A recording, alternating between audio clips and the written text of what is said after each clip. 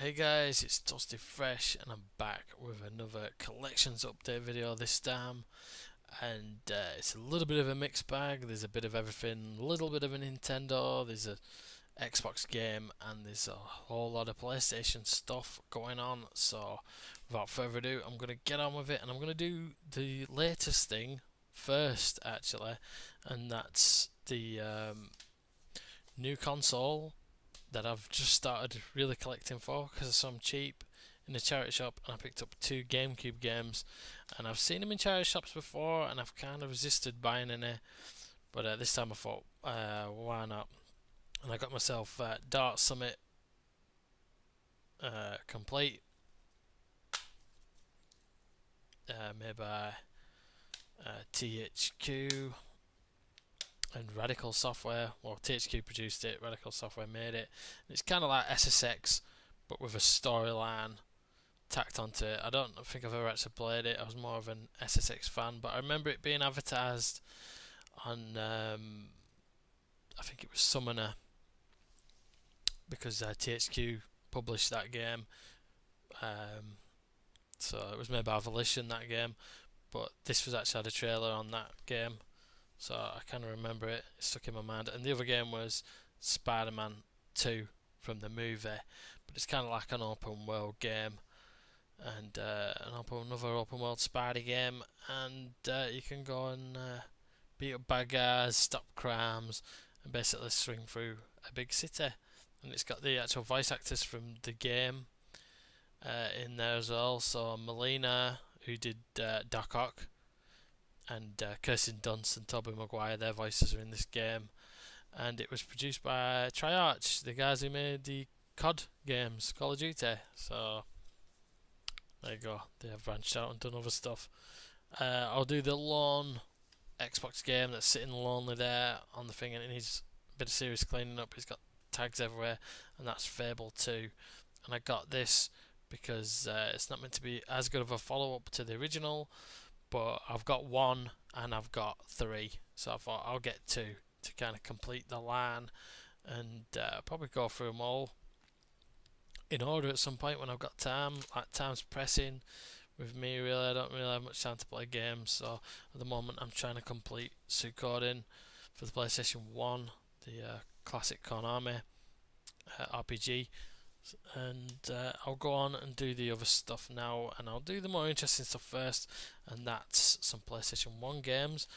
And the first one I got this from an old shop that I used to go to way back when I used to get my PlayStation 1 stuff back in the era of the PlayStation 1, second hand and Game Boy games and things like that, and just somewhere I used to live. It's like a little market stall, and I got two sets of three games for a £5 off him. I got three PlayStation 2 games, which I'll show you in a little while, and I got three PlayStation 1 games for £5. And the first one I got, I don't know if it's going to be any good, but another role-playing game, and I'm usually attracted to role-playing games, so this is called Techno Mage, and it looks a charmingly ish little game, and a little bit different from some of the other role-playing games I've got. It looks very twee and set in a forest, and I think there's more magic users, and there's some that kind of use technology, hence the name Techno Mage. I don't know much about the game apart from it was published by Infogrames and made by Sunflowers, who I've never heard of, so I don't know if it's actually any good or not, but the fact that I haven't heard on it, it's probably going to be pretty average. And the other two games were kind of inspired by classic games on the Amiga, and the first one is Fade to Black, because it's the follow-up to Flashback, which I remember watching my brother play, so it's not meant to have transitioned over too well, but this was in pretty good nick. If you see the case, it's all quite good, and it's got the instruction booklet. And back when you used to get a big thick instruction booklet, I mean, look at that. I know there'll be different languages and stuff, and that's the CD. Back when Electronics Art used to have that old logo there with the shapes, back when they used to make some decent games, and they're moving on to and producer and developer that I absolutely love, and that's Bullfrog. And this is Syndicate Wars. And I got this because I just remember watching my eldest brother, play through Syndicate on the Amiga, and thinking, yeah, I'll have me some of that. And I thought I'll get this and play through it and play a bit of a classic game, a little bit updated maybe, and looking a little bit more graphically enhanced. And I don't know actually how good it'll be, but I'm willing to give it a great big go. And I just remember loving the original Amiga version, so that's why I got those two games on the just on the strength of that basically. And the three, while I'm on subject, I got 3 PlayStation 2 games from him as well for £5, and those were Spider-Man 3, because it was complete, and I thought, oh, why not? So this one is following again, it's got voiceovers by Tobey Maguire and Topher Grace, so it's following the events of the 3rd film, but again in that kind of open world style where you can do your own things, and this kind of other villains I think in there as well, and stopping muggins and things like that. So it's probably going to be okay and an alright-ish license of a film. And I also got Gungrave, because I always thought it was an interesting-ish game. I remember reading the reviews for it back in the day and always wanting to play it, and never actually went to buy it because at the time I didn't have a whole lot of money. So when I finally saw this and complete, and with a pretty cool little CD there, I thought I'll get it. And it's kind of a 3rd-person actioner, kind of running and gunning, maybe kind of like Max Payne-ish type shooting. You get kind of points for style and things like that, and for doing different kinds of kills, like this melee kills with this big he's got like a kind of big casket on his back that contains all his guns. So kind of like Stranglehold, the John Woo game, and Total Overdose-ish kind of elements to it, where the different moves you do, you clock up style points as well. So, and it's kind of on this anime style. I don't know if it's taken off an anime, I'm not too sure, but it's kind of definitely influenced by anime. You can just tell by looking at the main character there. So it'd be a good game to go and play. Oh, it was either that or maybe an anime sprung from this after. Maybe someone who's more in the know would know that. But yeah, I just like the look of that game, so that's why I got that. And the last one I got, because I'm into all things Eastern and Japanese and Chinese, I got Code of the Samurai, because I like those kind of games. It's Midas Entertainment, so they did the kind of budget games. So there's another game I'm looking for. I think it's called Sword of the Samurai, which is kind of a sequel to Kengo, which I absolutely love. Kengo, I thought that was a real underrated game, and I don't think this is going to be anything like it. But like I said, the subject matter is interesting to me, and I haven't seen it around before. It's a shame that it hasn't got the instruction booklet, and it's a little bit beat up, but it could be fun to have a little look at, I suppose. And if it's terrible, it might make a fun let's play it at some point. And then the other games really are kind of more filler, I suppose. I just picked up a lot of them because they were cheap.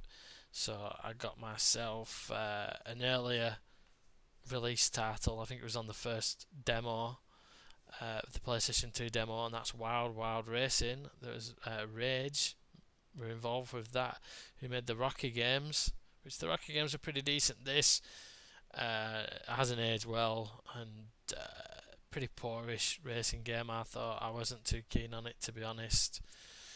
Kind of like an extreme 4x4 racing kind of game, but I wasn't too keen on it. I played a little bit of it and didn't like it too much. I got another kind of movie kind of cash in, and that was X-Men 2 Wolverine's Revenge. So that's kind of a slash 'em up third person actioner as well, following Wolverine trying to trace his past and get revenge on the people who created him, I think. So, and that was only 50p as well, so that's why I got that as well. I thought, why not? It's 50p. I also picked up Sockham Navy Seals for the reason it was 50p as well, and it's in pretty good nick. I remember my mate buying this, and it came in the little. He had the one in the cardboard box with the headset, and that was like a cool little feature. You could give orders to your men via the headset if you wanted. It wasn't the clearest though. You'd be saying stuff and they wouldn't do it, or they'd do different things. So it's kind of that strange voice recognition, unless you had perfect standard English. Sometimes you struggled to be heard, but it was kind of a solid squad-based kind of shooter, kind of, I don't know, like Rainbow Six-ish kind of thing, but a little bit more action orientated, I think. But that kind of thing, more realistic. So that game, it wasn't too bad from what I remember, but not amazing. And I also picked up the last of the really cheap ones, and that was Super Buster Move for 50p as well.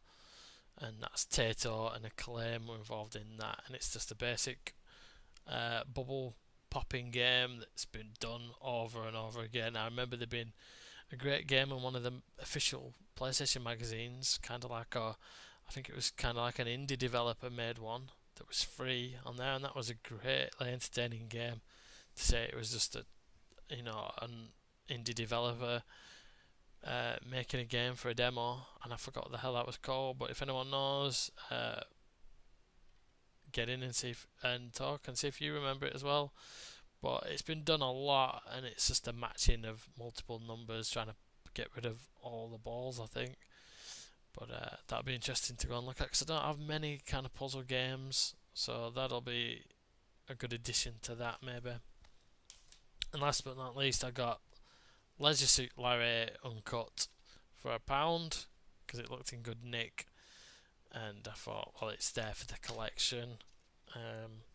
I was umming and ahhing about whether to get it actually when I got a bunch of other games, but I thought yes, seeing as it's only £1 and it was in good nick, I thought I'd get it, and it could be a fun little game. I think I remember playing the demo, and it seemed like the novelty would wear off pretty quick. It's kind of like trying to pick up women, as many women as you can. So a little bit sexist maybe you'd say nowadays, but there was an old game, but I don't really remember the old games. That this is that predated these ones, so I don't really know about those. I'm never really involved in those, but I remember playing the demo to this, and there's just a lot of mini games to play and different ways to woo the different women on campus. So I'll probably play it at some point, but it's not going to be on the immediate radar. And last but not least, I picked up another game in the platforming kind of genre that I'd never played, and thought I'll pick it up while I can, because probably the price will go up again later on. And that was Sly 2 Band of Thieves, and I got that for £4 from Entertainment Exchange, and it's absolutely mint. Although he's put the instruction booklet in wrong, but it just smells clean and fresh as a daisy. Someone has got this in really good condition and traded it in, so I got a good deal there. It's also got a demo of Ratchet and Clank 3, but I've already got the full game, so I wasn't really bothered about that. And it's got a nice little comic book kind of style to the back of it there, telling you about the different characters. I've never really played Sly, so I think it's kind of platform cross stealth kind of game. So basically playing a band of thieves that go around pulling off various heists, but I've never played it, so I don't know if it'll be on the immediate ones to play, because a lot of the other platforming games that I've got, like Jackson Daxter and Ratchet and Clank, I've got the first one of the series, so I'll probably be going and playing those first and seeing if I can pick up the first Sly game before I go and play that. But that's what I've been collecting. It'll be interesting to see what you guys think about that. I've got another video coming up with a huge retro gaming magazine haul that I got, and I was thinking of maybe doing, like I'll show you, I got a huge load of N64 magazines, just loads of them, like for about 30-40 issues. And even got a GameCube one, and I've got some old Edge magazines, and even an old Games Master magazine from 1993. So another, and the last but not least subject for the end of the video, if you want to put your thoughts in for no reason at all, Digital Kevin Keegan. If you want to see me flick through some of these magazines and talk about them or something like that, do some videos on those, looking through some of these classic gaming magazines, I've been more than happy to do that and put them up on YouTube, on my YouTube channel. So if that's something you'd be interested in, I'm certainly willing to go ahead and do that for you guys. Just let me know if you are interested. But that's all I got time for on this video. Thank you for watching, and for any good feedback or any good vibes you leave on my channel, greatly appreciated. But from me, it's game over.